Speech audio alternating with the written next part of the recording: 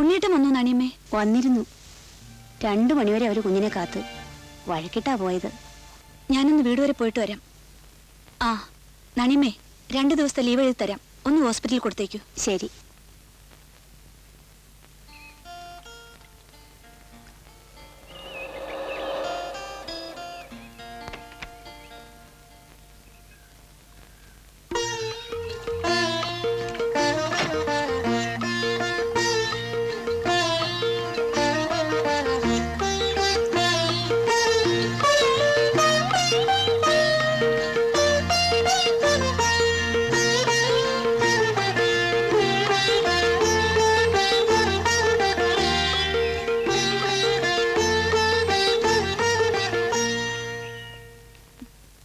ഉണ്ണിയേട്ടാ.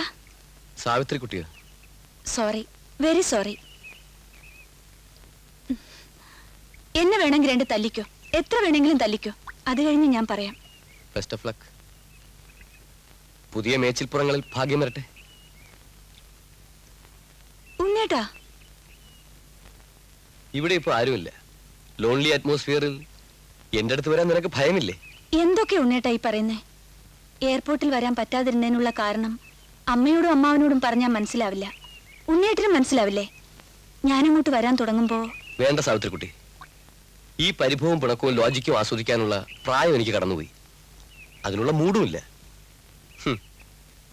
ഏകാന്തതയിൽ ഉണ്ണിയേട്ടനെ കാണുമ്പോൾ മാത്രം ഭയം. അലറിക്കരയുന്ന അച്ഛന്റെ ഫ്ലാഷ് ബാക്ക് വരും പോലും. FRCS-ഉം ലോകത്തിലെ ഏറ്റവും മികച്ചൊരു സൈക്കോളജി ഡിപ്ലോമയുമുള്ള ഞാനിതൊക്കെ വിശ്വസിക്കണം. നിന്റെ കൺമുമ്പിൽ വെച്ച് അച്ഛനെ വെട്ടിക്കൊന്നവനെ ഏകാന്തതയിൽ കാണാൻ പേടിയില്ലേ? അവനെ ലാളിക്കാം, മടിയിലിരുത്താം, താലോലിക്കാം. പഠിച്ചതും പഠിക്കാത്തതും ഒക്കെ പ്രയോഗിച്ച് മെഡിക്കൽ പ്രൊഫഷണൽ അത്ഭുതങ്ങൾ സൃഷ്ടിക്കാം. അപ്പോഴൊക്കെ നിന്റെ ഫ്ലാഷ് ബാക്ക് എവിടെ?